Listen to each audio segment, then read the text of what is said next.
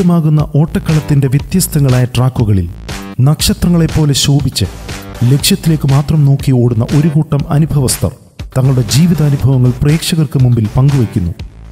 Life light media ഒരുക്കുന്ന the crown എന്ന പ്രോഗ്രാമിലൂടെ എല്ലാ വെള്ളിയാഴ്ചകളിലും ഇന്ത്യൻ സമയം രാത്രി 8:30 മുതൽ 9:30 വരെ വിവിധ സോഷ്യൽ മീഡിയ പേജുകളിലൂടെ ലൈവ് സ്ട്രീം ചെയ്യുന്നു. ഭക്തന്മാരുടെ അനുഭവങ്ങൾ നമ്മുടെയും ജീവിതയാത്രയ്ക്ക് ഒരു പ്രചോദനമാകട്ടെ.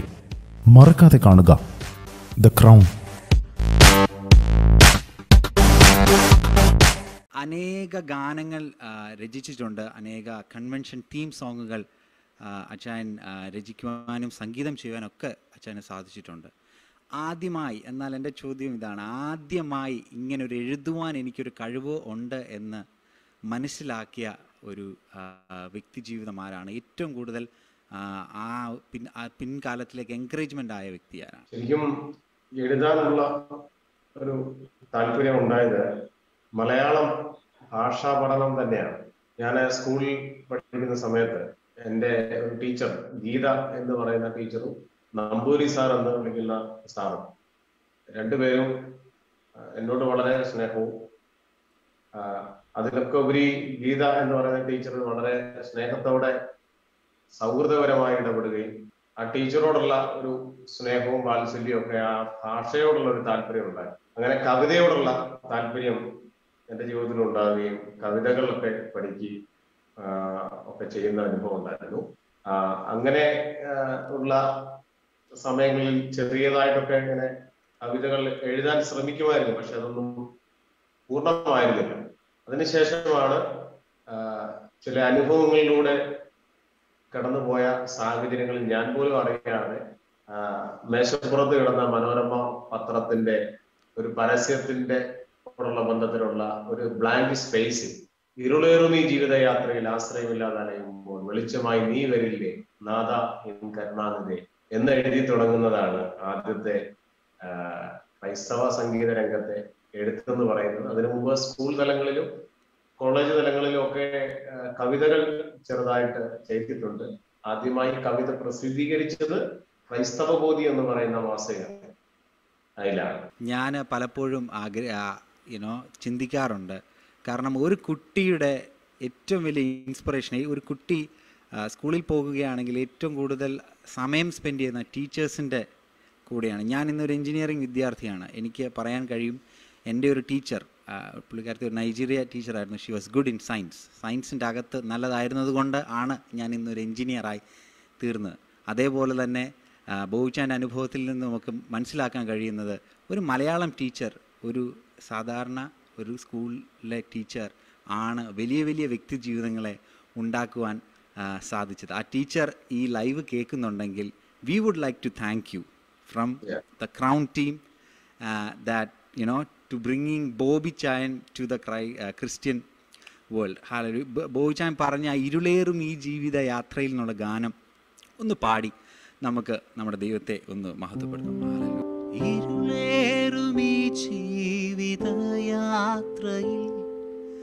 ആശ്രയമില്ലാ തലയുമ്പോൾ, ഇരുളേറും ഈ ജീവിതയാത്രയിൽ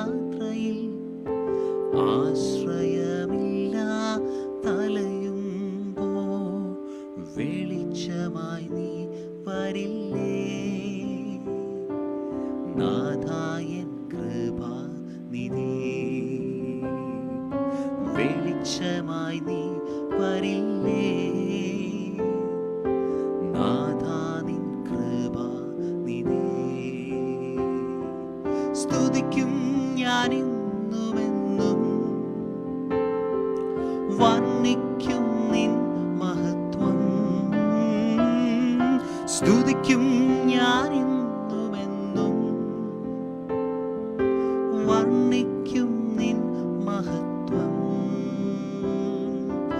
ഏതു നേരത്തും ഇന്നുമെന്നും വർണ്ണിക്കും നിൻ മഹത്വം. ഏതു നേരത്തും ഇന്നുമെന്നും വർണ്ണിക്കും നിൻ മഹത്വം. Wonderful lyrics. ഹല്ലേലൂയ. ഈ ഗാനത്തിൽ എഴുതിയിരിക്കുന്ന ആ നിഴലിക്കുന്ന ഇരുള നിറഞ്ഞ അനുഭവം ഞങ്ങളുമായി ഒന്ന് പങ്കുവെക്കാമോ? ഞാൻ എൻ്റെ പ്രീ ഡിഗ്രി വിദ്യാഭ്യാസത്തിന് ശേഷം ഞാൻ ഇലക്ട്രോണിക്സ് ചെയ്തു. അതിനുശേഷം ഹാർഡ്വെയർ ആൻഡ് എഞ്ചിനീയറിംഗ് നെറ്റ്വർക്കിംഗ് ചെയ്തു. അതിനുശേഷം ജോലിക്ക് വേണ്ടി ഇങ്ങനെ ശ്രമിക്കുന്ന ഒരു സമയമാണ്. എൻ്റെ മാതാപിതാക്കൾക്ക് 10 വർഷം തലമുറയില്ലാതെ ഭാരപ്പെട്ട സമയത്ത് ഒരു തലമുറയെ കിട്ടിയാൽ സുവിശേഷ വിലയ്ക്ക് കൊടുക്കാമെന്ന് അവര് തീരുമാനിച്ചിരുന്നു. അങ്ങനെ എൻ്റെ മമ്മി 8 അബോർഷൻ അനുഭവിച്ചതിന് ശേഷം 9ാമത് ലഭിച്ച തലമുറയാണ്. എനിക്ക് ശേഷം ഒരു പെൺതലമുറയെ കൂടെ കർത്താവ് അവർക്ക് ദാനമായി നൽകി. അവര് കോഴിക്കോട് പാസ്റ്റർ VT എബ്രഹാമിനോടൊപ്പം സഭയിൽ ശുശ്രൂഷയുള്ള ബന്ധത്തിലായിരിക്കും. ഞാൻ പറഞ്ഞത് ഇങ്ങനെ ഉള്ള ഒരു അനുഭവം ഉണ്ടെങ്കിൽ തന്നെ ഒരു ജോലി ലഭിച്ചതിന് ശേഷം സുവിശേഷകരേക്ക് ഇറങ്ങാം എന്നുള്ള ഒരു താല്പര്യം അകത്തുള്ളത് കൊണ്ട് ഇങ്ങനെ ജോലിക്ക് വേണ്ടി ശ്രമിച്ചു. പക്ഷേ ദൈവം എൻ്റെ വഴികളെല്ലാം അടച്ച് ജോലിക്ക് ശ്രമിക്കുന്ന എല്ലാ മേഖലയും അതിനുള്ള എല്ലാ സാധ്യതകളും എൻ്റെ അമ്മാച്ചൻ അന്ന് സൗദിയിലുണ്ടായിരുന്നു. എനിക്ക് ഒരു വിസ അയച്ചു തന്നിരുന്നു. അതും ഫെയിലായി പോയി. അങ്ങനെ വിദേശത്തേക്കുള്ള 2 വിസ ഫെയിലായിരുന്നു ഉള്ള ബന്ധത്തിൽ വലിയ നിരാശ ജീവിതത്തിൽ ഉണ്ടായി. അന്നും എൻ്റെ മാതാപിതാക്കൾ ശുശ്രൂഷയിലാണെങ്കിൽ അവർ വിസിറ്റിങ്ങിന് പോയ സമയത്ത് ഞാൻ ദൈവസന്നിധിയിൽ ഇങ്ങനെ ദൈവത്തോട് സങ്കടം പറഞ്ഞ് ഞാൻ നേരത്തെ ഓർപ്പിച്ചതുപോലെ ഡൈനിങ് ടേബിളിന്റെ മുകളിൽ ഒരു മനോരമ പത്രം കിടന്നു. അതിന്റെ മുകളിൽ തലവെച്ച് കരഞ്ഞ് ഇങ്ങനെ കിടന്ന സമയത്ത് അതിന്റെ ഒരു ബ്ലാങ്ക് സ്പേസിലാണ് ഞാൻ എഴുതി. എൻ്റെ ജീവിതത്തിൽ വന്ന ഇരുള് അന്ന് എനിക്ക് തോന്നിയത് ഇത് ഇരുളാണെന്നാണ്. പക്ഷെ ഇന്ന് എനിക്ക് മനസ്സിലാക്കാൻ കഴിയുന്ന ഒരു കാര്യം, എൻ്റെ ചുറ്റുപാടും എൻ്റെ ജോലിപരമായ എല്ലാ കാര്യങ്ങളുടെയും വഴി അടച്ചിട്ട് എന്നെ ഒരു വെളിച്ചത്തിലേക്ക് കർത്താവ് നയിക്കുകയായിരുന്നു എന്ന് ഇപ്പോൾ എനിക്ക് മനസ്സിലാക്കാൻ കഴിയുന്നുണ്ട്. അതിനിടയിൽ ഞാൻ ബോംബെയിൽ ജോലിക്ക് പോയി. അതിനുശേഷം ഞാൻ ബോംബെയിൽ ജോലി ആയിരുന്നു. അതിനുശേഷമാണ് പിന്നീട് കർത്താവിന്റെ വേലയിലേക്ക് എത്തിയത്. അപ്പോൾ ആ ഒരു സമയത്ത് ആ ഒരു സാഹചര്യമാണ് ഈ പാട്ട് ജനിക്കാനുള്ള സാഹചര്യം. ആമേൻ. ദൈവത്തിന്റെ മഹത്വമേറിയ ശുശ്രൂഷ ചെയ്യുന്നത് 4ാം തലമുറക്കാരൻ എന്ന നിലയിൽ മാതാപിതാക്കളുടെയും പിതാക്കന്മാരുടെയും ജീവിതം ബോവിച്ചാനെ എങ്ങനെ സ്വാധീനിച്ചു? അത് ഞങ്ങളുമായി ഒന്ന് ഷെയർ ചെയ്യാമോ? അതുപോലെ തന്നെ ബോവിച്ചാൻ പറഞ്ഞതുപോലെ ആ ഇരുളേറിയ ജീവിതത്തിൽ നിന്ന് പിൽക്കാലത്തേക്ക് അതൊരു വെളിച്ചത്തിലേക്ക് ആ ദൈവം നയിച്ചത് എന്ന് പറയുകയുണ്ടായി. ആ ഒരു മിനിസ്ട്രി ലൈനിലേക്ക് എങ്ങനെ അത് ഡയറക്റ്റ് ചെയ്യപ്പെട്ടു, അതും കൂടെ ഒന്ന് ഞങ്ങളോടൊന്ന് ഷെയർ ചെയ്യാമോ? തീർച്ചയായിട്ടും പ്രിയ സിസ്റ്റർ ചോദിച്ചതുപോലെ മാതാപിതാക്കളുടെ ഇൻസ്പിറേഷൻ എന്ന് പറയുന്നത് 4ാം തലമുറക്കാരൻ എന്ന് പറയുമ്പോൾ നോർമലി പെന്തക്കോസ്തിന്റെ അനുഭവത്തിൽ ചെറുപ്പം മുതലേ സൺഡേ സ്കൂൾ പഠിച്ചു വളരുന്ന ഒരു അനുഭവമുണ്ട്. മാതാപിതാക്കൾ മസ്റ്റായിട്ട് സൺഡേ സ്കൂൾ ഒരു ദിവസം പോലും മുടക്കാൻ അനുവദിച്ചിട്ടില്ല. ഒരാഴ്ച പോലും അങ്ങനെ സൺഡേ സ്കൂൾ വല്ല പനിയെല്ലാം വന്ന് മുടങ്ങിയിട്ടുള്ളതല്ലാതെ സൺഡേ സ്കൂളിന് വലിയ പ്രാധാന്യം നൽകിയിരുന്നു. അതുപോലെ യൂത്ത് മീറ്റിങ്ങുകൾ, എൻ്റെ മാതൃസഭ എന്ന് പറയുന്നത് തൃശ്ശൂർ ആൽപ്പാറ IPC ചർച്ചാണ്. അവിടെയുള്ള ബാലലോകം, youth meetings, PYPA, Sunday school എല്ലാ കാര്യങ്ങൾക്കും ആക്റ്റീവായി പ്രവർത്തിക്കാനുള്ള ഒരു നിർബന്ധിതമായ ഒരു വഴക്ക് പറഞ്ഞത് വേണ്ടി വന്നാൽ അടിച്ചും ഒക്കെ ആ പ്രോഗ്രാമിലേക്ക് വിട്ടിട്ടുണ്ട്. അതൊക്കെ തന്നെയാണ് ജീവിതത്തിലെ ഒത്തിരി താലന്തുപരമായ ഇൻസ്പിറേഷൻ. അതുപോലെ എൻ്റെ വലിയ അപ്പച്ചന്മാരൊക്കെ മിനിസ്ട്രിയിലായിരുന്നു. അവരിൽ നിന്നുള്ള പ്രചോദനമുണ്ട്.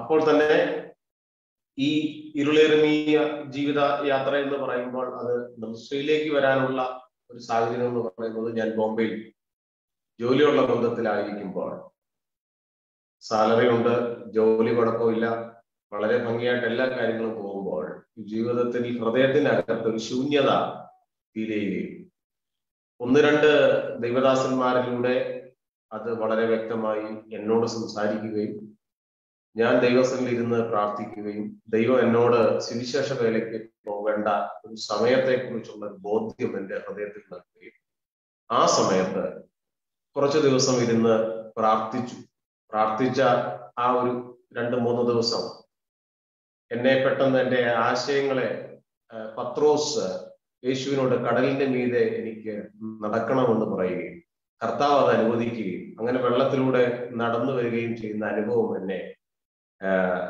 ദൈവാത്മാവ് അങ്ങനെ ആ വചനത്തിലേക്ക് എന്നെ നയിക്കുകയും നിന്റെ ജീവിതം നീ തീരുമാനിച്ച് മുന്നോട്ട് പോയാൽ ഒരു പക്ഷേ മുങ്ങിത്താഴുന്ന ഓളങ്ങളുടെയും തിരമാലകളുടെയൊക്കെ അനുഭവം ഉണ്ടാകും, പക്ഷെ എൻ്റെ കരം നിന്നിൽ ഉണ്ടാകും എന്നുള്ള ഒരു ശക്തമായ ഒരു വചനം എൻ്റെ ഹൃദയത്തിൽ അങ്കുരിക്കുകയും അപ്പോൾ തന്നെ ആ വചനത്തിന് മുമ്പിൽ എന്നെ സമർപ്പിക്കുകയും അങ്ങനെ ഞാൻ ആ സമർപ്പിച്ച സമയത്ത് യേശുവിൻ കൂടെ പോകും, ഞാൻ അവനായി ജീവിക്കും, അതുപോലെ ഇരുട്ടിൽ ഞാൻ നടന്നാലും വെളിച്ചമായി കൂടെ വരും, ആഴിയിൽ ഞാൻ താണാലും കരം പിടിച്ചുയർത്തും എന്ന ഒരു ഗാനം എനിക്ക് കർത്താവ് തന്നു. അതിനോടൊപ്പം തന്നെ ഒരു സെമി ക്ലാസിക്കൽ സോങ് സർവസ്വരൂപ എൻ പ്രാണപ്രിയ എന്നാരംഭിക്കുന്ന ഒരു ഗാനം കൂടെ തന്നു. അത് 2 ഗാനം കൂടെ എഴുതി. അതിനുശേഷം ഞാൻ ജോലി വിട്ട് Kumbanad India Bible college and സെമിനാരിക്ക് BTHന് ചേരുവാനുള്ള അവസരം ഉണ്ടാവുകയാണ്.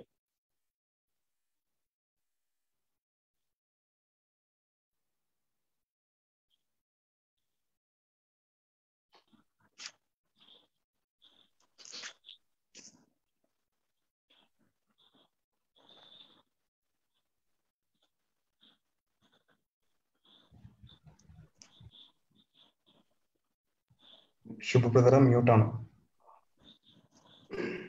വാഗ്ദത്തം പ്രാപിക്കും ഞാൻ, ഒരിക്കൽ കൂടി, യേശുവിൻ കൂടെ പോകും ഞാൻ, അവനായി ജീവിക്കും ഞാൻ. യേശുവിൻ കൂടെ പോകും ഞാൻ, അവനായി ജീവിക്കും ഞാൻ. വിശ്വാസത്താൽ ഞാൻ നേടും വാഗ്ദത്തം പ്രാപിക്കും ഞാൻ. വിശ്വാസത്താൽ ഞാൻ നേടും വാഗ്ദത്തം പ്രാപിക്കും ഞാൻ. ആമേൻ. ഒരു വിശ്വാസിയുടെ മകനിൽ നിന്നും പെട്ടെന്നൊരു ചേഞ്ച് ആയിരുന്നല്ലോ ഒരു പാസ്റ്ററുടെ മകനായിട്ട്. അത്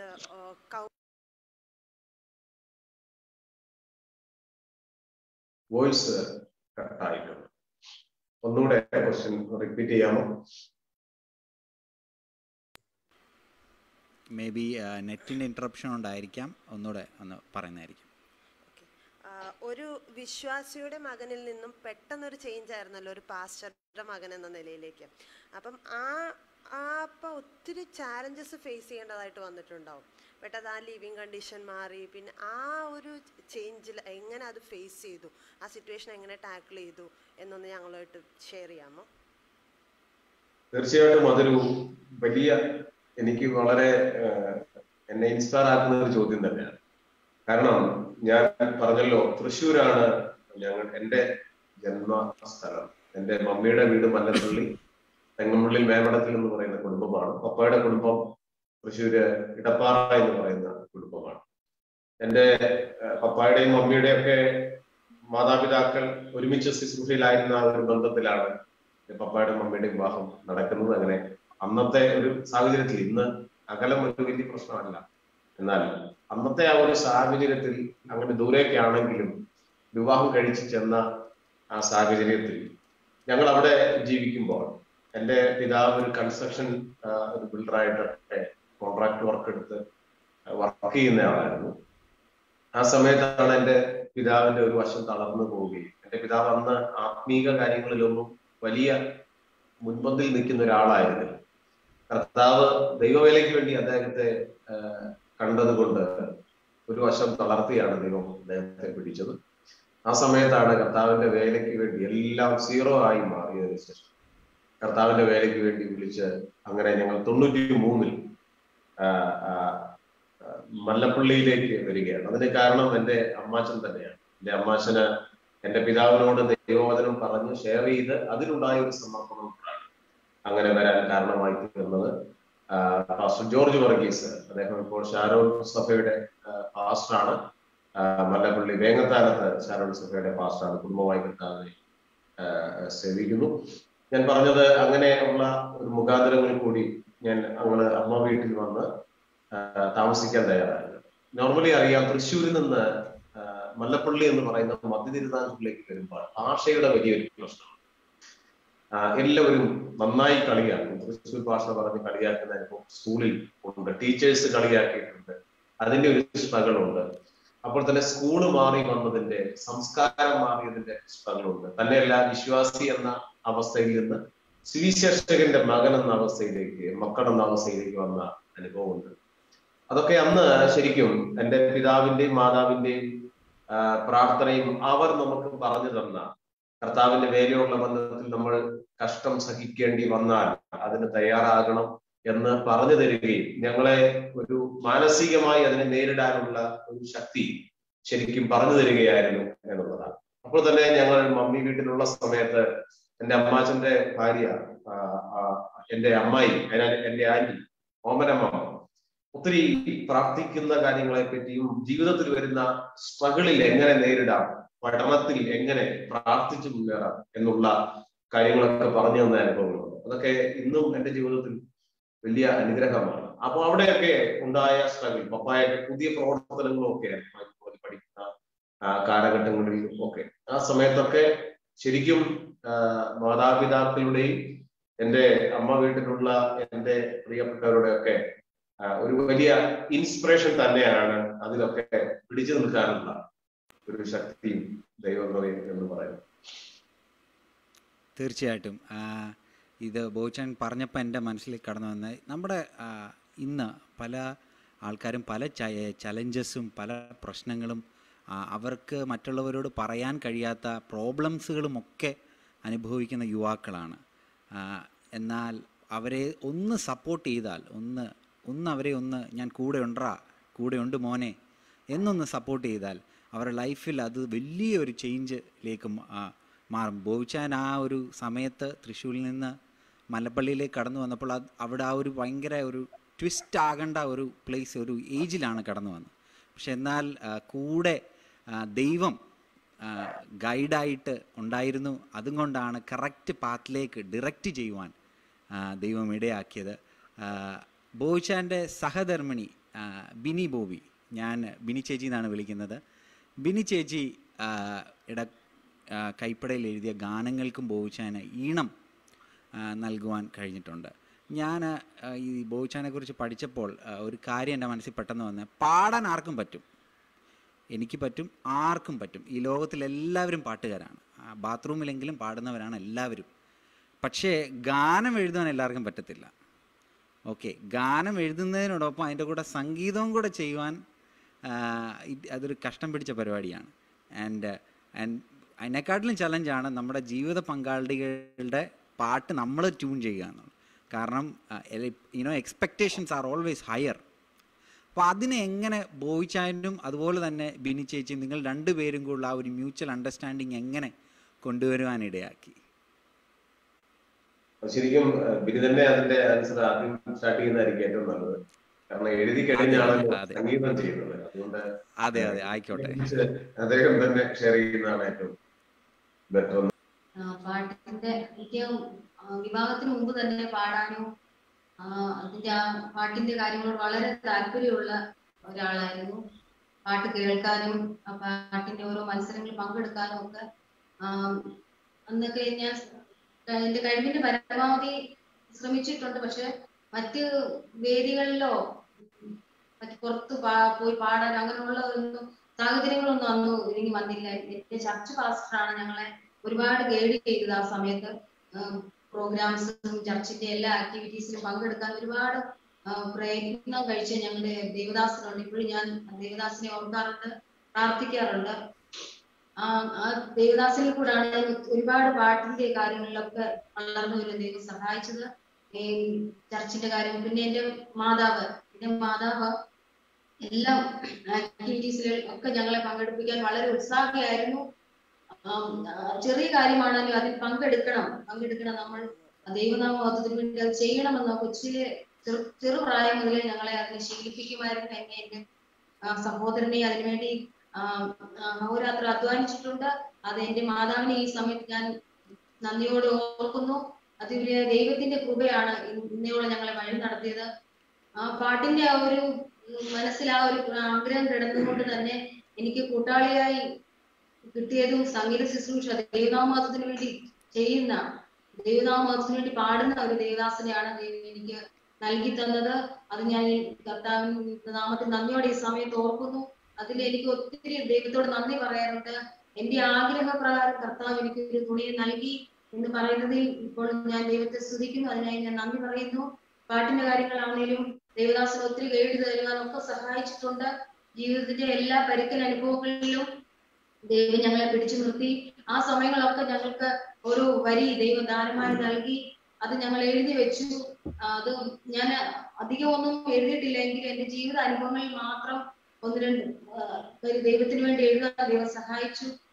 ആദ്യമായി ഞാൻ എഴുതിയതാണ് യേശു സ്നേഹ ആനന്ദമേ ജീവിതയാത്രയിൽ സ്വാതന്ത്ര്യമേ എന്നുള്ള ഗാനം.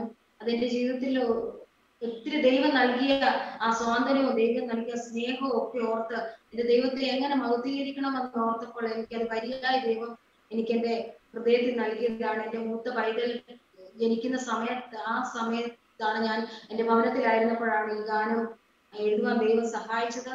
ഞാൻ ഇപ്പോഴും ഓർക്കുന്നു എന്റെ ജീവിതത്തിന്റെ എല്ലാ പരുക്കൻ അനുഭവങ്ങളും കർത്താവ് നിങ്ങൾക്ക് വേണ്ടി തുണ നിന്നു. അത് നന്ദിയോട് ദൈവത്തെ സ്തുതിക്കുന്നു. അങ്ങനെയാണ് ഈ ഗാനം എഴുതിയതും ദേവദാസിന്റെ മക്കൾ അത് ഏൽപ്പിക്കുന്നതും ദേവദാസൻ റിമൂവ് ചെയ്തു. അത് വിവിധ ഇടങ്ങളിൽ പാടുവാൻ, ഞങ്ങൾക്ക് ഒരുമിച്ച് പാടുവാനും വിവിധ ഇടങ്ങളിൽ അത് ദൈവനാമത്തിൽ ഉയർത്തുവാനും ഒക്കെ ദൈവം സഹായിച്ചു. അതിനായി ഞാൻ ദൈവത്തെ സ്തുതിക്കുന്നു.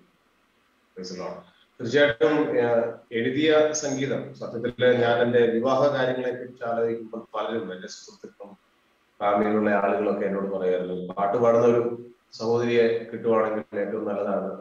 പക്ഷെ ഞാനത് അങ്ങനെ പ്രാർത്ഥിക്കുകയോ അങ്ങനെ ശ്രമിക്കുകയോ ചെയ്തിരുന്നില്ല എന്നുള്ളതാണ് വാസ്തവം. പക്ഷെ ഞാൻ പ്രാർത്ഥിച്ചത് ശുശ്രൂഷയ്ക്ക് ഉതകുന്ന ഒരു പങ്കാളി വേണം എന്ന് പ്രാർത്ഥിച്ചിരുന്നു. പക്ഷേ അത്യാവശ്യം പാട്ട് പാടുന്നു എന്ന് പറഞ്ഞപ്പോൾ ഒരു വലിയ സന്തോഷം ജീവിതത്തിലുണ്ടായിരുന്നു. എന്നാൽ ഒരു ദിവസം ഞാൻ എൻ്റെ മൂത്ത മകൾ അവളെ ഡെലിവറിയുള്ള ബന്ധത്തിൽ വീട്ടിലായിരിക്കുമ്പോഴാണ് ഞാൻ ആ കുഞ്ഞിനെ കാണാൻ വേണ്ടി ചെന്ന സമയത്താണ് ഈ പാട്ട് എഴുതിയത് ഒരു ഡയറിയിൽ എന്നെ എടുത്ത് കാണിച്ചു. ഞാനത് വായിച്ചു നോക്കിയപ്പോൾ എനിക്ക് ഒത്തിരി സന്തോഷം തോന്നി. കാരണം സംഗീതം ചെയ്യുമ്പോൾ അറിയാം, ലിറിക്സ് എഴുതുന്ന ആളുകളുടെ പാട്ടുകൾക്ക് ഒത്തിരി എഡിറ്റ് ചെയ്താണ് അതൊരു സംഗീതത്തിലേക്ക് കൊണ്ടുവരാൻ കഴിയുന്നത്. എനിക്ക് വളരെ സന്തോഷം തോന്നിയത് ഒത്തിരി എഡിറ്റ് ചെയ്യേണ്ട ആവശ്യമില്ലാത്ത ചില വരികൾ കണ്ടപ്പോൾ എന്റെ ജീവിതത്തിൽ അന്ന് ഞാൻ ഓർക്കുന്നുണ്ട്, സത്യത്തിൽ എന്റെ കണ്ണ് നിറഞ്ഞ ഒരു അനുഭവമായിരുന്നു അത്. ആ പാട്ട് അതിനുശേഷം ട്യൂൺ ചെയ്യുകയും തുടർന്ന് ചെയ്ത CD-യിൽ അത് ഉൾപ്പെടുത്താനും കർത്താവ് സഹായിച്ചു എന്നുള്ളത് വലിയ സന്തോഷം. ജീവിതമാകും ഭാരങ്ങളിൽ വീഴാതെ നിൽപ്പാൻ കൃപയേകണേ, തുണയേകണേ എൻ യേശുനാഥ, ഉണർവേകും ആത്മാവെ നൽകണമേ. നമുക്ക് ഈ ഗാനം പാടി ദൈവത്തെ സ്തുതിക്കാം.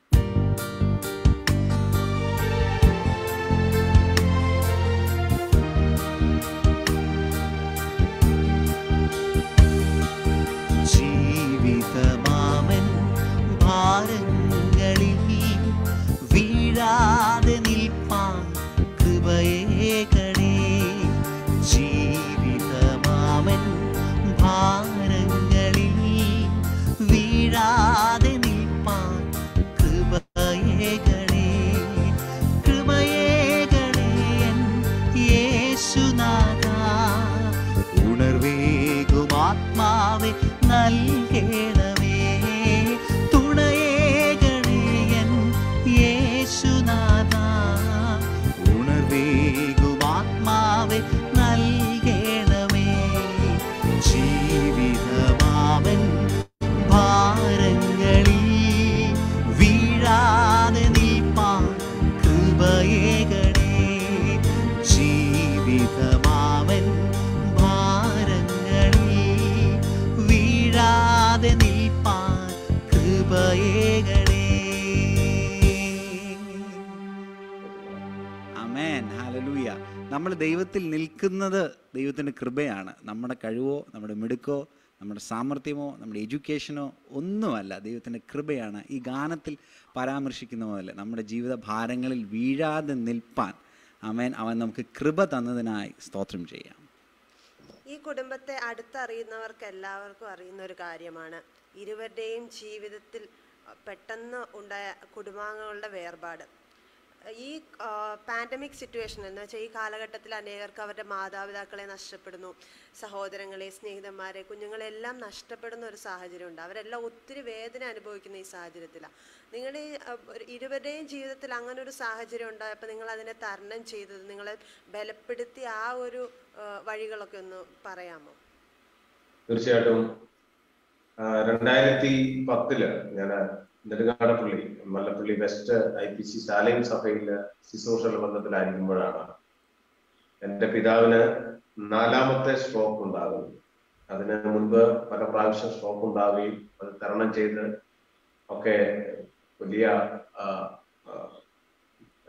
അനുഭവങ്ങളിലൂടെയൊക്കെ കടന്നുപോയ സാഹചര്യമുണ്ട്. പക്ഷെ 4ാമത് വന്ന സ്ട്രോക്കിൽ എൻ്റെ പിതാവ് 2-3 മാസം ബെഡിലാവുകയും ഒക്കെ ചെയ്ത അനുഭവം. പക്ഷെ നമുക്ക് ഈ 4 പ്രാവശ്യം സ്ട്രോക്ക് വന്ന് വേഗത്തിൽ എഴുന്നേറ്റ് വന്ന അല്ലെങ്കിൽ ഒരു വിടുതൽ പ്രാപിച്ച ആള് മരണപ്പെടുമെന്നോ നിത്യത്തിലേക്ക് ചേർക്കുമെന്നോ ഒരു ചിന്ത നമ്മുടെ ജീവിതത്തിലില്ലായിരുന്നു. പെട്ടെന്നാണത് സംഭവിച്ചത്. ഒരു പിതാവ് നഷ്ടപ്പെടുന്ന വേദന അല്ലെങ്കിൽ അത് നമ്മുടെ ജീവിതത്തിൽ ഉണ്ടാക്കുന്ന വലിയ ഒരു മുറിവ് തന്നെയാണ്. പക്ഷേ അതിനുശേഷം ഒരു 2-3 മാസം കഴിഞ്ഞപ്പോഴാണ് ബിനിയുടെ ബ്രദർ 23 വയസ്സുള്ള സമയത്ത് എൻ്റെ ബ്രദറിലോ ഒരു ആക്സിഡന്റിൽ ലോകത്തിൽ നിന്ന് മാറ്റപ്പെടുന്നു. അപ്പൊ അങ്ങനെ ചില മാസങ്ങൾക്കുള്ളിൽ ഉണ്ടാകുന്ന വേർപാടിന്റെ വേദന വന്നപ്പോൾ ഞാൻ ദൈവസഭയിൽ ഇരുന്ന് ഇങ്ങനെ ആ ചർച്ചിനകത്തിരുന്ന് പ്രാർത്ഥിക്കുന്ന സമയത്ത് കർത്താവ് എന്നോട് സംസാരിച്ച ഒരു വചനമാണ്: നിത്യസമാധാനം നൽകുന്നവൻ കഷ്ടതയിൽ നാഥൻ കൃപ നൽകിയിടും, നിത്യതയോളം നമ്മെ നടത്തും, കർത്തനെ ആരാധിക്കാം. ആ വരി 4 ഞാൻ എഴുതിയിട്ടു. അതിനുശേഷം അതിനിടയിലാണ് ബിനിക്ക് ഇപ്പോൾ പാടിയ ജീവിതമാമൻ ഭാരങ്ങളിൽ വീഴാതെ നിൽപ്പാൻ കൃപ നൽകണേ എന്നുള്ള പാട്ട് സഹോദരന്റെ മരണത്തിന് ശേഷം ആണ് അവൾ ആ പാട്ട് എഴുതുന്നത്. അപ്പോൾ ഞാൻ ഈ എഴുതിയ 4 വരി അവിടെ 2010 എൻ്റെ ഡയറിയിൽ കുറിച്ച് അവിടെ എഴുതി. അതിനുശേഷം ഞങ്ങളുടെ ഒരു മാസയോഗത്തിൽ ചെറിയ നമ്പറുകൾ വചനം ജഡമായി അവതരിച്ച ക്രിസ്തു എന്ന വിഷയത്തെ ആസ്പദമാക്കി 2012 ഒരു പ്രസംഗം ചെയ്യുകയാണ്. ആ സമയത്ത് തന്നെ കുമ്മനാട് കൺവെൻഷനോടുള്ള ബന്ധത്തിൽ ഞങ്ങള് അവിടെ കൊയറിന്റെ കാര്യങ്ങൾ ചെയ്യുകയും ആ തീമിനോടുള്ള ബന്ധത്തിൽ ഒരു സോങ് എഴുതേണ്ട ആവശ്യം ഉണ്ടാവുകയും അങ്ങനെ ഈ വരികളെല്ലാം ഒരുമിച്ച് ചേർത്താണ് സ്തുതികൾക്ക് യോഗ്യനാം യേശുവിനെ നന്ദിയോടെ ആരാധിക്കാം എന്നുള്ള 2012 കുമ്പനാട് കൺവെൻഷനിലേക്കാണ് ജനിക്കാൻ ഇടയായിത്തീർന്നത്. അപ്പോൾ ജീവിതത്തിലുണ്ടാകുന്ന വേദനകളിൽ ആ വേദനയിലൂടെ കടന്നു പോകുന്നവരോട് എനിക്ക് പറയാനുള്ളൊരു കാര്യം, ഭക്തന് പ്രശ്നങ്ങൾ ഉണ്ടാകുന്ന 2 കാര്യത്തിനാണ്.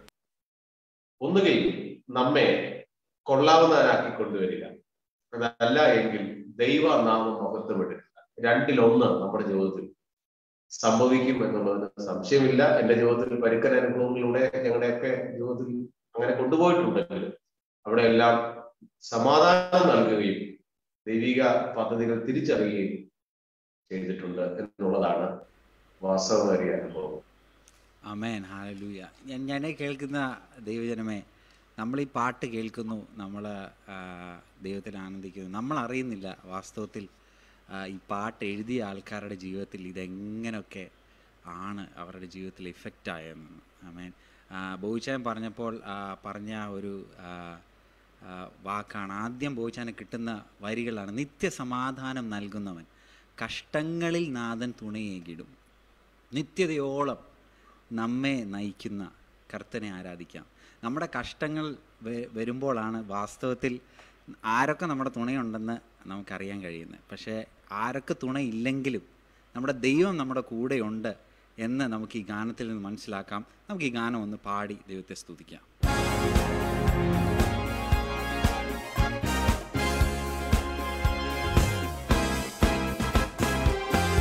നിത്യസമാധാനം നൽകുന്നവൻ, കഷ്ടതയിൽ നാഥൻ തുണ നൽകിടും. നിത്യസമാധാനം നൽകുന്നവൻ, കഷ്ടതയിൽ നാഥൻ കൃപ നൽകിടും. നിത്യതയോളം നമ്മെ നയിക്കും കർത്തനെ ആരാധിക്കാം. നിത്യതയോളം നമ്മെ നയിക്കും കർത്തനെ ആരാധിക്കാം.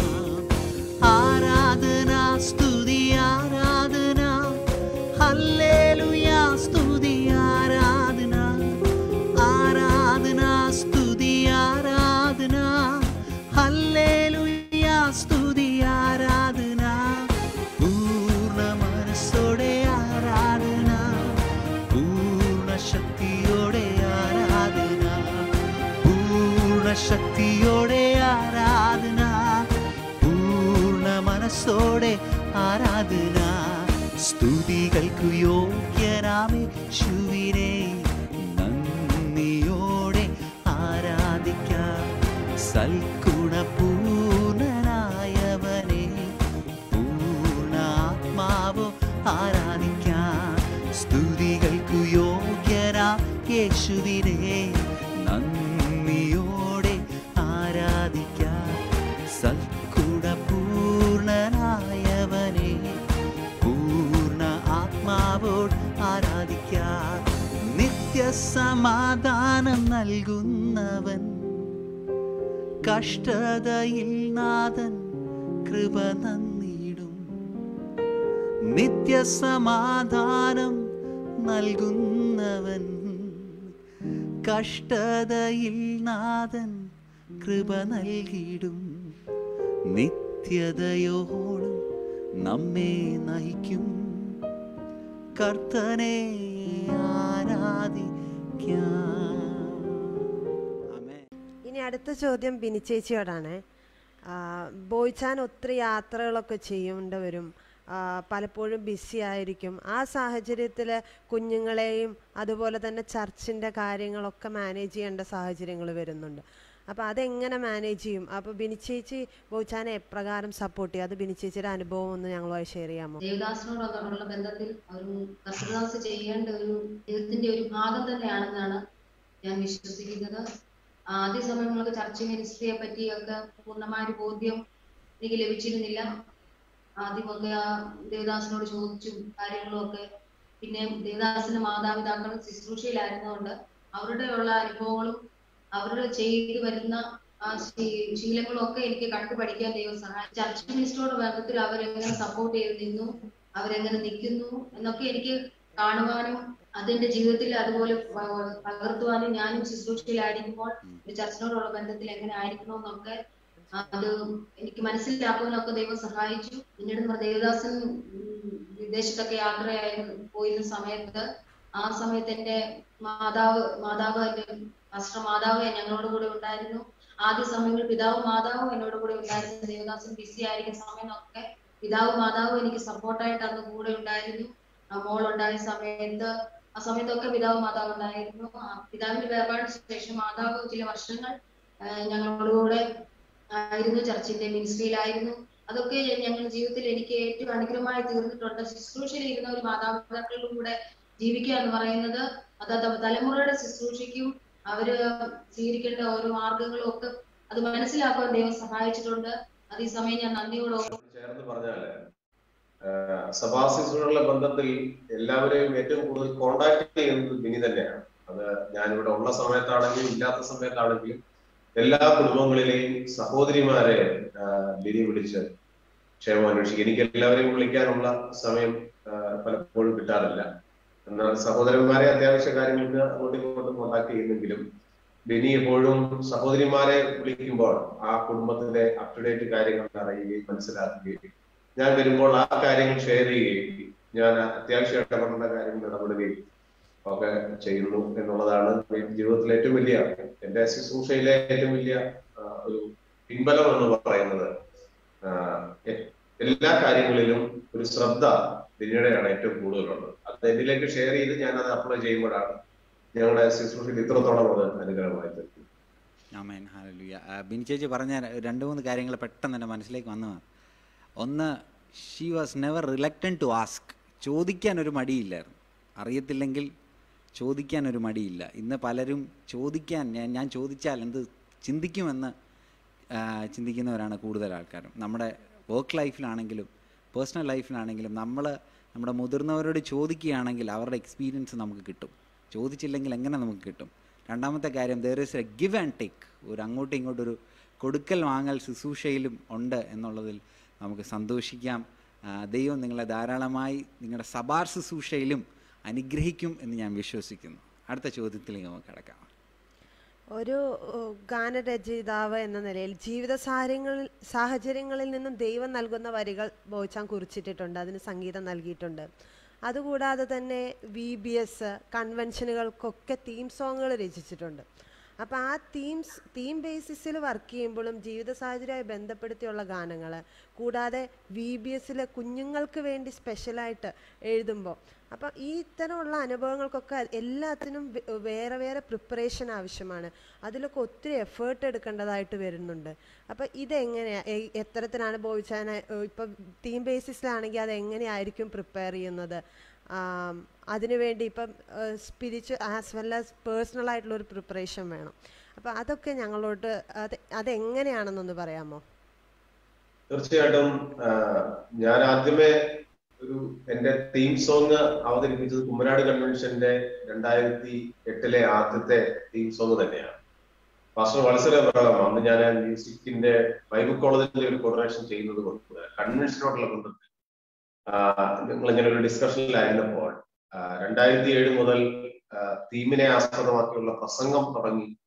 എന്നാൽ നമുക്കൊരു തീം സോങ് കൂടെ ചെയ്യാമെന്നുള്ള ഒരു ആശയം ഷെയർ ചെയ്യുകയും അതിന് എനിക്ക് അനുവാദം തരികയും ഞാൻ മുൻപ് എഴുതിയ ഒരു ഗാനം, ഉണരൂ ജനമേ ഉണരുക, യേശുവിനായി ഓടിയിടുക എന്ന ഗാനം ആ തീം സോങ്ങിന് വേണ്ടി തെരഞ്ഞെടുത്തു എന്നുള്ളത് വാസ്തവമാണ്. എന്നാൽ ഞങ്ങളുടെ ഒരു ക്ലാസ് ഡേക്ക് ബൈബിൾ കോളേജിനോടുള്ള ബന്ധത്തിൽ ആ ബൈബിൾ കോളേജിന് ആ വർഷം തെരഞ്ഞെടുത്ത ഒരു തീം ആണ് ഞാനൊരു ഗാനമായിട്ട് എഴുതുവാൻ ആദ്യം ഇടയാച്ചത്. തീം സോങ് ആയിട്ട് എഴുതി. തീം സോങ്ങിന്റെ പ്രിപ്പറേഷൻ എങ്ങനെയാണെന്ന് ചോദിച്ചാൽ, തീമിനെ ബേസ് ചെയ്ത് പ്രസംഗം തയ്യാറാക്കുന്നത് പോലെ തന്നെയാണ്. അതിനൊരു ഇൻട്രൊഡക്ഷൻ വേണം, അതിനൊരു ബോഡി വേണം, ഒരു കൺക്ലൂഷൻ വേണം. അങ്ങനെ തന്നെ തരംതിരിച്ച് ഒരു മെസ്സേജ് പ്രിപ്പയർ ചെയ്യുന്നത് പോലെ തന്നെ നമ്മൾ വരികൾ ചിട്ടപ്പെടുത്തുകയാണ്. അതിനകത്ത് ആ തീം ഉണ്ടാകണം, ആ തീമിനകത്തുള്ള പോയിന്റ്സുകൾ ഉണ്ടാകണം. അപ്പോൾ ഒരു തീമിനെ നമ്മൾ ആദ്യം പഠിക്കേണ്ടതായിട്ടുണ്ട്. ഒരു തീമിന് പ്രസംഗം തയ്യാറാക്കുന്ന പോലെ തന്നെ അതിന്റെ ആദ്യത്തെ പാർട്ട് ഇൻട്രോ ആയിരിക്കണം, അതിനകത്ത് ഒരു സെൻട്രൽ പാർട്ട് അതിന്റെ ബോഡി ആയിരിക്കണം, അതിന്റെ ലാസ്റ്റ് പോർഷൻ അതിന്റെ കൺക്ലൂഷൻ പാർട്ട് ആയിരിക്കണം എന്നുള്ളതാണ്. അങ്ങനെ തന്നെ ഒരു മെസ്സേജ് പ്രിപ്പയർ ചെയ്യുന്നത് പോലെ തന്നെയാണ് തീം സോങ്ങിന് വേണ്ടി സമയം ചെലവഴിക്കുന്നത്. അനുഭവങ്ങളിലൂടെ വരുന്ന ഗാനം പരിശുദ്ധാത്മാവ് നമ്മളിലൂടെ ഒഴുകി വരുന്നത് എഴുതിയിട്ടു സംഗീതം ചെയ്യുന്നു. എന്നാൽ കുറച്ചുകൂടെ ബുദ്ധി ഉപയോഗിക്കേണ്ട ഒരു മേഖലയാണ്, കുറച്ചുകൂടെ പ്രിപ്പറേഷൻ സമയവും ഒക്കെ ചെലവഴിക്കേണ്ട ഒരു മേഖലയാണ് തീം സോങ് എന്ന് പറയുന്നത്. ചിൽഡ്രൻസിന്റെ സോങ്ങിന് വ്യത്യാസമുണ്ട്. ചിൽഡ്രൻസിന്റെ പാട്ട് എഴുതുമ്പോൾ ബാബു തോമസ് അങ്കമാലി എന്ന് പറയുന്ന അദ്ദേഹമാണ് എന്നെ ആ കാര്യങ്ങളിൽ എനിക്കൊരു പ്രചോദനമായി തീർന്നത്. തിമത്തി ഇൻസ്റ്റിറ്റ്യൂട്ടിന്റെ മുത്ത് എന്ന് പറയുന്ന ഒരു വിഷയത്തെ ആസ്പദമാക്കിയാണ് ചിൽഡ്രൻസിന് വേണ്ടിയുള്ള പാട്ട് എഴുതാൻ എന്നെ വിളിക്കുകയും അങ്ങനെ ഞങ്ങൾ 2-3 ദിവസം ഒരുമിച്ച് ചെലവിട്ട് കുഞ്ഞുങ്ങളുടെ അഭിരുചികളെ കുറിച്ച് പഠിക്കണമാകും.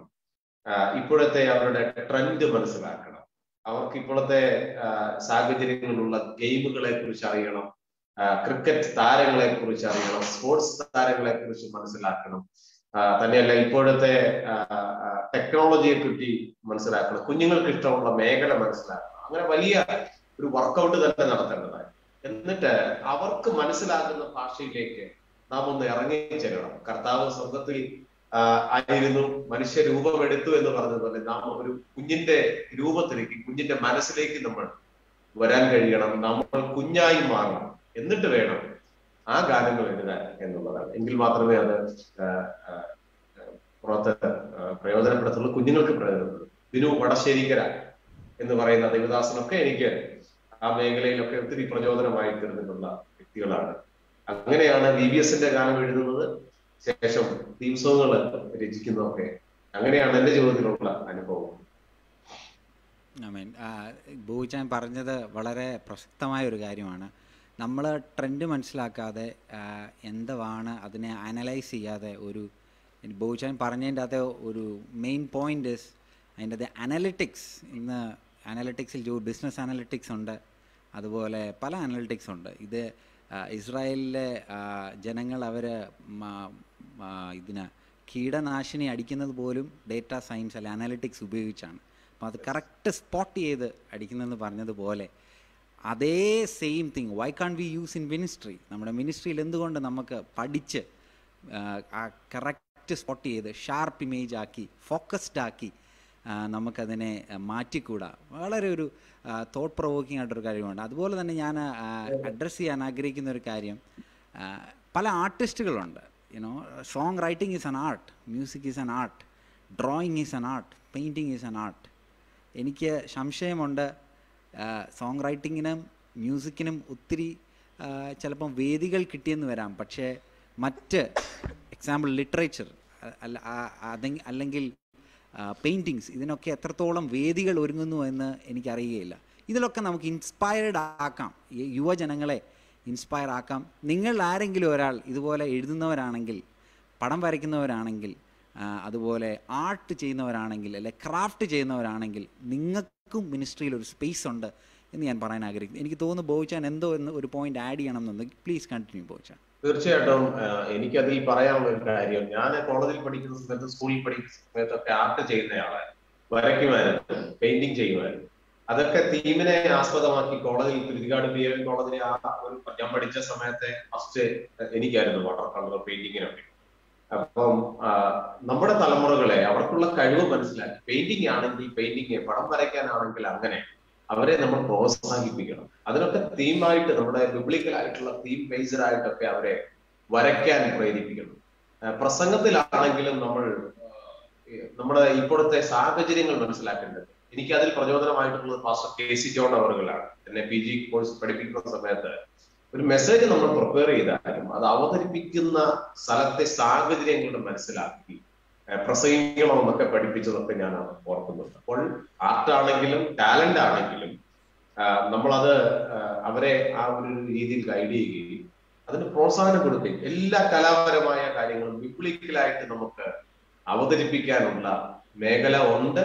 തീർച്ചയായിട്ടും അതിനുള്ള ഒരു ഗൈഡൻസ് നമ്മുടെ പ്രിയപ്പെട്ടവർക്ക് കൊടുക്കുകയും നമ്മൾ ആ രീതിയിൽ വളരാൻ ശ്രമിക്കുകയും ചെയ്യണം തന്നെയാണ് ബോയിച്ച. അതുപോലെ ബോയിച്ചാൻ്റെ ലൈഫ് അനലൈസ് ചെയ്യുമ്പം ബോയിച്ചാന് when you are young you are blessing young എന്ന് ഞാൻ പറയും. കാരണം ബോയിച്ചാൻ ചെയ്യാത്ത പരിപാടികളില്ല, ബോയിച്ചാൻ ചെയ്യാത്ത വർക്കുകളില്ല, ബോയിച്ചാൻ ചെയ്യാത്ത ജോലികളില്ല. അപ്പം ആ ഒരു സാഹചര്യവും അതുപോലെ തന്നെ ബോയിച്ചാൻ ആ യങ് ബ്ലഡ് തിളയ്ക്കുമെന്ന് പറയുന്നത് പോലെ തിളപ്പിൽ പല കാര്യങ്ങളും ചെയ്തിട്ടുണ്ടായിരിക്കാം, ഐ ഡോണ്ട് നോ. അപ്പം ആ ഒരു തിളപ്പിൽ നിന്ന് ഹൗ ഡു യു ചാനലൈസ് ഈ ഒരു തിളപ്പിനെ ഒരു മിനിസ്ട്രിയിലേക്ക് എങ്ങനെ ചാനലൈസ് ചെയ്തു? അല്ലെങ്കിൽ ഒരു point in your life where you said to God, ഇനിയും ഞാൻ എൻ്റെ തിളപ്പ് അല്ലെങ്കിൽ എൻ്റെ ആ ഒരു എനർജി ഞാൻ നിനക്ക് വേണ്ടി കൊടുക്കും എന്നൊരു one instance in your life ഒന്ന് പറയാമോ? തീർച്ചയായിട്ടും നമ്മുടെ ജീവിതത്തിൽ നമുക്ക് ഒരു അധ്വാന ശീലം ഉണ്ടാകണം എന്നുള്ളതാണ്. അതിനെ എന്നെ ഇൻസ്പയർ ആക്കിയിട്ടുള്ളത് എൻ്റെ അങ്കിളാണ്, എൻ്റെ അമ്മാച്ചൻ പാസ്റ്റർ ജോർജ് വർഗീസ്. അദ്ദേഹത്തിന്റെ ജീവിതത്തിലെ ഒത്തിരി അനുഭവങ്ങൾ എന്നോട് പറഞ്ഞു തന്നു. അപ്പൊ ഞാൻ ചെറുപ്പം മുതലേ ഒരു 15 വയസ്സിന് മുതലേ അധ്വാനിക്കാനുള്ള ഒരു മനസ്സ് എനിക്കുണ്ടായിരുന്നു, താല്പര്യമുണ്ട്. എൻ്റെ പിതാവ് എല്ലാവരും അധ്വാനിച്ച് പഠിക്കണം എന്നുള്ള ഒരു കാര്യങ്ങൾ എന്നിൽ എനിക്കുള്ള സ്വാതന്ത്ര്യം തന്നിട്ടുണ്ട്. അപ്പോൾ തന്നെ അതുകൊണ്ട്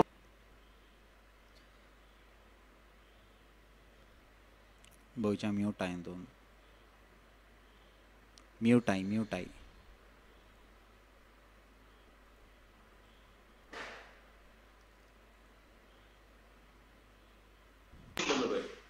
അതിനുള്ള സാഹചര്യം കിട്ടിയിട്ടുണ്ട്. പക്ഷെ കിട്ടുന്ന സമയം നമ്മുടെ വീട്ടിലെ ആണെങ്കിലും തന്നെ ചെയ്യാൻ പറ്റുന്ന ജോലി നാം തന്നെ ചെയ്യുകയും നമുക്ക് മാക്സിമം വർക്ക് ചെയ്യാൻ പറ്റുന്ന മേഖലയിൽ വർക്ക് ചെയ്യുകയും ചെയ്ത് നമ്മളെ കൊണ്ട് എത്രത്തോളം മിനിസ്ട്രിയിൽ സപ്പോർട്ട് ചെയ്യാൻ കഴിയുമോ, മിനിസ്ട്രിയിൽ നിന്ന് ഇങ്ങോട്ട് സപ്പോർട്ട് കിട്ടുന്നതിനേക്കാൾ മിനിസ്ട്രിയിലേക്ക് എത്രത്തോളം, ഒരുപക്ഷെ നമ്മുടെ എഫേർട്ട് ആയിരിക്കാം, നമ്മുടെ ടൈം ആയിരിക്കാം, നമ്മുടെ പണമാകാം, എന്തുവാകാം, അത് ചെയ്യാനുള്ള ഒരു മനസ്സ് നമുക്കുണ്ടാകും. ഞാൻ പറഞ്ഞതുപോലെ എന്റെ അതിനോടൊക്കെ അമ്മാച്ചനൊക്കെ അതിൽ എനിക്ക് വളരെ ഇൻസ്പയർ ആയിട്ടുള്ളതാണ്. ഇന്നും അദ്ദേഹം അങ്ങനെയൊക്കെ തന്നെ ശുശ്രൂഷയിൽ നിലനിൽക്കുന്നയാളാണ്. എന്റെ പിതാവും അതിന് താല്പര്യവും എന്നെ അങ്ങനെ ഗൈഡ് ചെയ്യുകയും ചെയ്തിട്ടുണ്ട് എന്നുള്ളതാണ്. അപ്പോൾ തന്നെ ഞാൻ പറഞ്ഞല്ലോ, എന്റെ ഒരു യുവത്വത്തിൽ ഒരു ചെറുപ്പത്തിന്റെ ഒരു തളപ്പിലൊക്കെ ഈ ഫെയിലിയറായി പോകുന്ന ആളുകളെ കണ്ടിട്ട് മനസ്സ് മടുത്ത സാഹചര്യം എന്റെ ജീവിതത്തിൽ ഉണ്ടായിട്ടുണ്ട്. ആത്മീയത ക്ഷീണിച്ചു പോയ സാഹചര്യം ഉണ്ടായിട്ടുണ്ട്. പക്ഷെ കർത്താവ് എന്നോട് സംസാരിച്ചൊരു കാര്യം, നീ തോറ്റവരെ നോക്കി പഠിക്കാതെ ജയിച്ചവരെ നോക്കി പഠിക്കണം. നമ്മൾ സ്കൂളിലും മാർക്ക് കിട്ടുമ്പോൾ അപ്പുറത്തവനെ ഒന്ന് നോക്കാറുണ്ട്, അവന് എത്ര മാർക്ക് കിട്ടി, ഇപ്പുറത്ത് എത്ര കിട്ടി എന്ന് നോക്കാറുണ്ട് അല്ലേ. അപ്പൊ എനിക്ക് 25 കിട്ടി, അപ്പുറത്ത് 20 കിട്ടിയോ, സന്തോഷം, അവനേക്കാൾ കൂടുതൽ എനിക്കുണ്ടല്ലോ. അപ്പൊ ഇപ്പുറത്ത് നോക്കുമ്പോൾ അവന് 30 ആണ്. പക്ഷെ ഞാൻ നോക്കേണ്ടത് 30 കിട്ടിയവരെ നോക്കി കുറച്ചുകൂടെ ബെറ്റർ ആകാൻ ഞാൻ ശ്രമിക്കണമെന്ന് ഞാൻ ഈ യുവജനങ്ങളോട് സംസാരിക്കും. അപ്പൊ നമ്മുടെ ജീവിതത്തിൽ ഇവിടെ ജയിക്കാൻ വേണ്ടി ശ്രമിക്കുന്നവരെ ഉണ്ട്. ജയിച്ചത് കർത്താവ് മാത്രമാണ്. നമ്മൾ സമൂഹത്തിലേക്ക് നോക്കാതെ കർത്താവിലേക്ക് നോക്കി നമ്മൾ ജയിക്കാൻ ട്രൈ ചെയ്തു പോകണം എന്നുള്ളതാണ് നമ്മുടെ അഭിപ്രായം. അതിൽ നമ്മൾ അധ്വാനിക്കേണ്ടി വരും, അതിൽ നമ്മൾ നമ്മുടെ ഉത്സാഹം പ്രകടിപ്പിക്കേണ്ടി വരും. മറ്റുള്ളവരെ നോക്കാതെ ജയിച്ച കർത്താവിനെ നോക്കി മുൻപോട്ട് പോയാൽ നമ്മുടെ ജീവിതം സക്സസ് ആകുമെന്നാണ് എനിക്ക് മനസ്സിലാക്കാൻ കഴിയുന്നത്. ആമേൻ. ബോയിച്ചാൻ ചോദിച്ചപ്പം ഞാൻ തിരിച്ചങ്ങോട്ട് ചോദ്യം ചോദിക്കുകയാണ്. ഇന്ന് എനിക്കിപ്പോൾ ഒരു സോങ് റിലീസ് ചെയ്യണമെങ്കിൽ ഇറ്റ്സ് വെരി ഈസി. ഞാൻ ഒരു പൈസ മാത്രം ഉണ്ടെങ്കിൽ നമുക്ക് റിലീസ് ചെയ്യാൻ എളുപ്പമാണ്. നമുക്കതുപോലെ പ്ലാറ്റ്ഫോംസുകളുണ്ട്, യൂട്യൂബ് ആണെങ്കിലും അല്ലെങ്കിൽ മറ്റ് പല കാര്യങ്ങൾ, ഫേസ്ബുക്ക് ആണെങ്കിലും സോഷ്യൽ മീഡിയ പ്ലാറ്റ്ഫോം ഒരു എക്സ്പ്ലോഷൻ നടന്നുകൊണ്ടിരിക്കും. It's very easy. എന്നാൽ ബോയിച്ചായനൊക്കെ 25ഓളം ആൽബങ്ങളിൽ ഗാനം രചിക്കുകയും സംഗീതം ചെയ്ത വ്യക്തിയാണ്. അപ്പോൾ ഈ അന്നത്തെ ആൽബം എനിക്കറിയാം, ഒരു CD കവറിൽ ഓരോ കൺവെൻഷനുകളിലും, മെയിൻലി കുമ്പനാട് കൺവെൻഷനുകളിലും ഒക്കെ വേണ്ടി ആ ഒരു സമയത്താക്കാണ് റിലീസ് ചെയ്യുന്നത്. ആൻഡ് റിലീസ് പോയിൻ്റ് നമുക്ക് ഇന്നത്തെ യുവജനങ്ങൾക്കുള്ള ഫ്ലെക്സിബിലിറ്റി ഇല്ല. ആ പോയിന്റിൽ, ആ സീസണിൽ ഇറക്കിയില്ല, പിന്നെ അടുത്ത പ്രാവശ്യമേ ഇറക്കിയെങ്കിലേ നമുക്കത് ആൾക്കാരിലേക്ക് എത്തുകയുള്ളൂ. എപ്പോഴെങ്കിലും തോന്നിയിട്ടുണ്ടോ, ഞാൻ ഇന്നായിരുന്നു മ്യൂസിക് ഡയറക്ഷൻ ചെയ്തിരുന്നെങ്കിൽ എന്ത് നന്നായിരുന്നു, ഇന്നായിരുന്നു ഞാൻ ആ ഗാനങ്ങളൊക്കെ റിലീസ് ചെയ്തിരുന്നെങ്കിൽ എന്ന് തോന്നിയിട്ടുണ്ടോ? ആ ഒരു എന്തെങ്കിലും ഒരു വിഷമം എപ്പോഴേലും തോന്നിയിട്ടുണ്ടോ? തീർച്ചയായിട്ടും ഇല്ല എന്നുള്ളതാണ്. എനിക്കിന്നും അതിനുള്ള സാഹചര്യങ്ങൾ ഉണ്ട് എന്നുള്ളതാണ് മറ്റൊരു കാര്യം. പക്ഷെ ഞാൻ കർത്താവിന്റെ വേലയുള്ള ബന്ധത്തിൽ, ഇപ്പോൾ സഭാശുശ്രൂഷകളുടെ ബന്ധത്തിൽ ഫോക്കസ് ചെയ്യുന്നത് കൊണ്ട് അങ്ങനെയുള്ള സാഹചര്യങ്ങളും ഒക്കെ ഉണ്ട്. കഴിഞ്ഞ ആഴ്ചയിൽ ഞാനൊരു സോങ് എഴുതിയിട്ടുണ്ട്. ഒരു പക്ഷേ അത് അടുത്ത ദിവസങ്ങളിലേക്കൊക്കെ ചെയ്യാൻ സാധ്യതയുണ്ട്. പക്ഷേ അതിനേക്കാൾ ഒക്കെ ഇതൊക്കെ ഒരു ദൈവഹിത പ്രകാരം നടക്കണമെന്നുള്ള ഒരു താല്പര്യക്കാരനാണ്. നമ്മുടെ ജീവിതത്തിൽ എല്ലാ കാര്യങ്ങളും ആദ്യമേ പ്രാർത്ഥിക്കുക, ദൈവം ഹിതം അനുസരിച്ച് നമ്മളെ പ്രൊജക്റ്റ് ചെയ്യാതെ, നമ്മൾ അതിനുവേണ്ടി ശ്രമിക്കാതെ, എന്ന് പറഞ്ഞാൽ ഒരു ഭൗതികമായ ശ്രമമല്ല. കർത്താവ് നമ്മോട് പറഞ്ഞാൽ ഒരു മാക്സിമം ശ്രമം ഉണ്ടാകണം. കർത്താവ് നമുക്ക് അനുവദിക്കാത്ത, പറയാത്ത ഒരു കാര്യത്തിനും ശ്രമം വേണ്ട. അതിനുള്ള അവസരങ്ങൾ കർത്താവ് ഉണ്ടാക്കും എന്നുള്ളതാണ്. ഞാനിപ്പോൾ ഫോക്കസ് ചെയ്യുന്നത് സഭയുടെ കാര്യങ്ങളിലും മറ്റു ചില മിനിസ്ട്രിയിലൊക്കെ ആയതുകൊണ്ട് ഒരു സോങ് ആണെങ്കിലും അത് എഴുതി കമ്പോസ് ചെയ്ത് അതിന്റെ ഓർക്കസ്ട്രേഷൻ, അതിന്റെ വീഡിയോ വർക്ക് ഉണ്ടെങ്കിൽ അതിനൊക്കെ ഒത്തിരി സമയം നമ്മൾ ചെലവിടേണ്ടതായിരുന്നു. അത്രയും സമയം ചെലവിടാൻ ഇപ്പോൾ സമയം കിട്ടുന്നില്ല എന്നുള്ള ഒരു വാസ്തവമുണ്ട്. അപ്പോൾ തന്നെ മറ്റു മേഖലയിൽ സജീവമായതുകൊണ്ട് അതിലേക്ക് തിരിയുന്നില്ല എന്നുള്ളതാണ് വാസ്തവം. അതുകൊണ്ട് തന്നെ യാതൊരു സങ്കടവും അതിൽ ഇല്ല. ബോയിച്ചാൻ എപ്പോഴെങ്കിലും ഈ മേഖലയിൽ, എന്ന് വെച്ച് കഴിഞ്ഞാൽ സോങ് റൈറ്റിംഗ് മേഖലയിൽ ഒരു വിഷമോ അല്ലെങ്കിൽ ഒരു ദുഃഖം വന്ന സാഹചര്യം ഉണ്ടായിട്ടുണ്ടോ? ഞാൻ പറഞ്ഞതിൻ്റെ ഉദ്ദേശം ഒരു കാര്യം കൂടെ ആഡ് ചെയ്യുന്നു. പലപ്പോഴും നമ്മുടെ സോങ് അതിമനോഹരമായ പാട്ടുകളായിരിക്കാം, അതിമനോഹരമായ ഒക്കെ ആയിരിക്കാം. പക്ഷേ നമ്മുടെ കയ്യിൽ അതിനുള്ള റിസോഴ്സസ് ആ സമയത്ത് ഇല്ലാതെ പോയല്ലോ കർത്താവേ, അങ്ങനെ എന്തെങ്കിലും ഒരു പരിഭവം ഉണ്ടായിട്ടുണ്ടോ? തീർച്ചയായിട്ടും അങ്ങനെ ഉണ്ടായിട്ടില്ല. കാര്യം അതിനുള്ള മുഖാന്തരങ്ങൾ അന്നേരം ഉണ്ടായി വന്നിട്ടുണ്ടെന്നുള്ളതാണ് വാസ്തവം. ഒരു ദൈവസനയിൽ നമ്മൾ പ്രാർത്ഥിക്കുന്നു, ഒരു കാര്യം ചെയ്യുന്നു, ദൈവമാണ് നമ്മളോടൊരു കാര്യം പറയുന്നതെങ്കിൽ അതിനുള്ള മുഖാന്തരവും അതിന്റെ അടുത്ത ദിവസങ്ങൾ ഉണ്ടാകുമെന്നുള്ളത്. മുഖാന്തരം ഉണ്ടായില്ലെങ്കിൽ നമ്മൾ സൈലന്റ് ആയിട്ട് ഇരിക്കുക എന്നുള്ളതാണ്. എനിക്ക് വളരെ ഒരു കാര്യം ബോധ്യം, ഒരു പറയാനുള്ളൊരു കാര്യം, ഞാൻ മ്യൂസിക്കുമായിട്ട് മുന്നോട്ട് പോകുന്ന സമയങ്ങളിലൊക്കെ എന്നെ എല്ലാവരും മ്യൂസിക് കാര്യങ്ങൾക്കായിരുന്നു വിളിക്കാറുണ്ട്. കൺവെൻഷന് പാട്ട് ലീഡ് ചെയ്യുക, പാട്ട് പാടുക. ഞാൻ ശുശ്രൂഷ വന്നതിന് ശേഷം എനിക്കിങ്ങനെ ഒരു ചിന്തയുണ്ടായി, പ്രസംഗിക്കാൻ ആളുകൾ എന്നെ വിളിക്കുന്നത് കുറവാണ്. ഞാൻ കുറച്ച് നാളത്തേക്ക് മ്യൂസിക് എന്ന് പറയുന്ന ഒരു കാര്യം ഒരു സൈഡിലേക്ക് മാറ്റിയിട്ടുണ്ട്. കാരണം എനിക്കൊരു ഫീലിംഗ്, എന്നെ പ്രസംഗിക്കാൻ ആരും വിളിക്കുന്നില്ലല്ലോ എന്നൊരു ചിന്ത എന്റെ ജോലിയുണ്ട്. കുമ്മനാട് കൺവെൻഷന്റെ ഉടല ബന്ധത്തിലെ ഉപവാസ പ്രാർത്ഥനയിൽ ഞാനിങ്ങനെ ഒരു നിർബന്ധിതനായി ഒരു വർഷിപ്പ് ലീഡ് ചെയ്തതിനു ശേഷം ഞാനിങ്ങനെ ഇരിക്കുന്ന സമയത്ത് ഒരു ദേവദാസൻ വളരെ ആത്മാവിൽ എന്നോട് പറയുകയുണ്ടായി, പാടും ഞാൻ യേശുവിന് ജീവൻ പോകണം നന്ദിയോടെ, പാട്ട് തീർന്നിട്ടില്ല, പാട്ട് കളയാൻ പാടില്ല, ഞാൻ വീണ്ടും നിന്നെ പാട്ടിനായി ഉപയോഗിക്കും. അപ്പോൾ മുൻപ് എന്നോട് ദൈവാത്മാവ് പറഞ്ഞൊരു കാര്യമുണ്ട്, ജോലിക്കായി നിന്നെ ഇന്ത്യക്ക് പുറത്തോട്ട് വിടില്ല. പക്ഷേ അന്ന് ദൈവാത്മാവ് പറഞ്ഞൊരു കാര്യമുണ്ട്, ശുശ്രൂഷയ്ക്ക് നിന്നെ ലോകരാജ്യങ്ങളിലേക്കായി.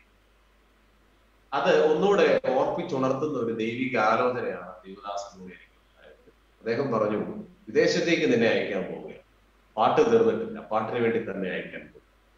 അപ്പോൾ എനിക്ക് എന്നെ കേൾക്കുന്നവരോട് പറയാനുള്ള ഒരു കാര്യം, നമുക്ക് ദൈവം തന്നിട്ടുള്ള താലന്ത് ഒരിക്കലും സൈഡിലേക്ക് മാറ്റിയിടാൻ പാടില്ല, അത് നമുക്ക് വേണം.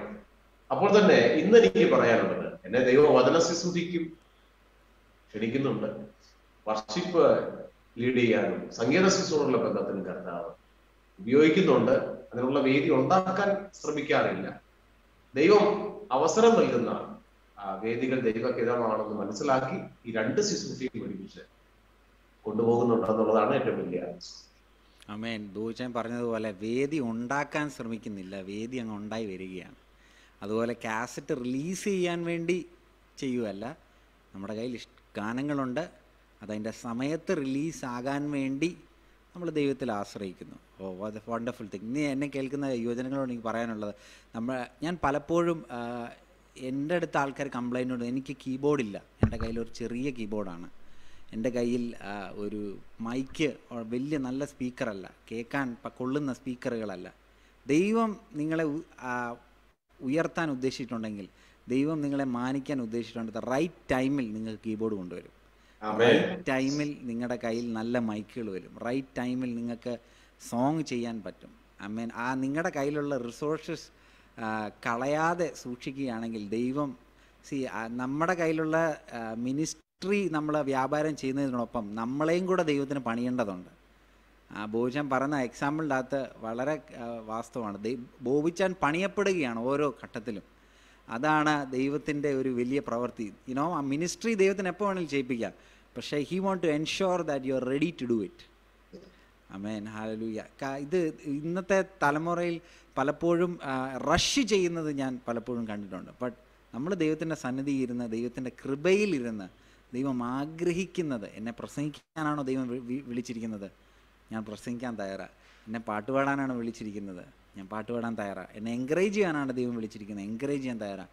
കസേര ഇടാനാണോ ദൈവം വിളിച്ചിരിക്കുന്നത്, അതിനും തയ്യാറാണ്. എനിക്ക് ബോബിച്ചാനെക്കുറിച്ച് പറയാനുള്ളത്, ഞാൻ പലപ്പോഴും എൻ്റെ ജീവിതത്തിൽ വർഷിപ്പ് ലീഡിങ് ഇനിയും ചെയ്യത്തില്ല, പാട്ട് ചെയ്യത്തില്ല, കീബോർഡ് ഇനിയും വായിക്കുകയല്ല.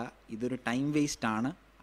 ഈ സമയം ഞാൻ എൻ്റെ സെക്യുലർ ജോബിൽ വെച്ചാൽ എനിക്ക് വളരെ പ്രയോജനപ്പെടും ഈ ഒരു എഫേർട്ട്, ഈ ഒരു ടൈം എന്ന് ചിന്തിച്ചിരിക്കുന്ന സമയങ്ങളൊക്കെ ബോബിച്ചാൻ എന്നെ വിളിച്ച്, എടാ ചർച്ചിൽ വരണേ, അല്ല ഇന്നടുത്തൊരു പ്രോഗ്രാമുണ്ട് എന്നോട് പറഞ്ഞിട്ടുണ്ട്.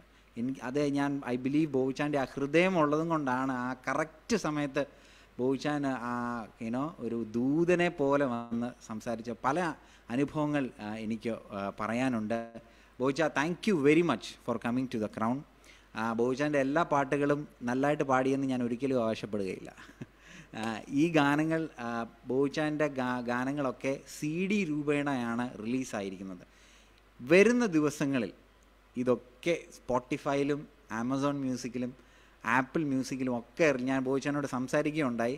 ഇതൊക്കെ റിലീസ് ചെയ്യുവാൻ ബോയിച്ചാൻ റെഡി ആയിട്ടുണ്ട്. നമുക്ക് ഈ ഗാനങ്ങളൊക്കെ വെൽ റെക്കോർഡഡ് നമുക്ക് കേൾക്കുവാനും അവൈലബിളായി ദൈവം നമുക്ക് തീർക്കും. അതിനും ഒരു മുഖാന്തരം ഉണ്ടാകട്ടെ എന്ന് പ്രാർത്ഥിക്കുന്നു. ബിനി ചേച്ചി, thank you very much for coming to our humble show. May God bless both of you. നമ്മുടെ ഒരു പാട്ട് സ്വരരാഗലയ താളങ്ങളാണ് ഒരു പാട്ടിന്റെ ഒരു വലിയ ഘടകം എന്ന് പറയുന്നത്. ദൈവം നമ്മുടെ ഹൃദയത്തെയാണ് നോക്കുന്നത്. നമ്മുടെ ഒരു കുഞ്ഞ് സംസാരിക്കുന്നത് അക്ഷരസ്ഫുടതയാണോ എന്നല്ല നമ്മൾ നോക്കുന്നത്, അവൻ സംസാരിച്ച ആശയത്തിനാണ് നാം പ്രാധാന്യം കൊടുക്കുക. അതുപോലെ എനിക്ക് ഷിബുവിന്റെയും പ്രൈസിന്റെ ഒക്കെ വർഷിപ്പിനോടുള്ള ബന്ധത്തിൽ ഒത്തിരി സന്തോഷം തന്നിട്ടുള്ളൊരു കാര്യം, അതിന്റെ ട്യൂണോ അതിന്റെ മ്യൂസിക്കോ അതിന്റെ മറ്റു ചില കാര്യങ്ങളൊക്കെ ആത്മനിറവിൽ ആത്മാർത്ഥതയോടെ പാടുന്ന അനുഭവം എന്ന് പറയുന്നത് അതെപ്പോഴും ആത്മാവിൽ നമ്മെ ചലിപ്പിക്കുന്നു. അങ്ങനെയുള്ള അനുഭവം കാണാൻ കഴിഞ്ഞിട്ടുണ്ട്. ഇന്നും പാട്ടുകൾ ഒരു പക്ഷേ നമ്മൾ താലന്ത് പരിശോധനയ്ക്ക് ഇരിക്കുന്നത് പോലെ ഇരുന്നാൽ നമ്മുടെയൊക്കെ ജീവിതത്തിൽ മിസ്റ്റേക്കുകളൊക്കെ കണ്ടുപിടിക്കാൻ, അതിലൊക്കെ അപ്പുറമായിട്ട് ഒരു ആത്മാർത്ഥ ഹൃദയത്തോടെ അവതരിപ്പിക്കാൻ കഴിഞ്ഞു എന്നുള്ളത് ഒത്തിരി സന്തോഷമുള്ള കാര്യമാണ്. Thank you very much, Boicha. Thank you very much. Thank you for coming to our show.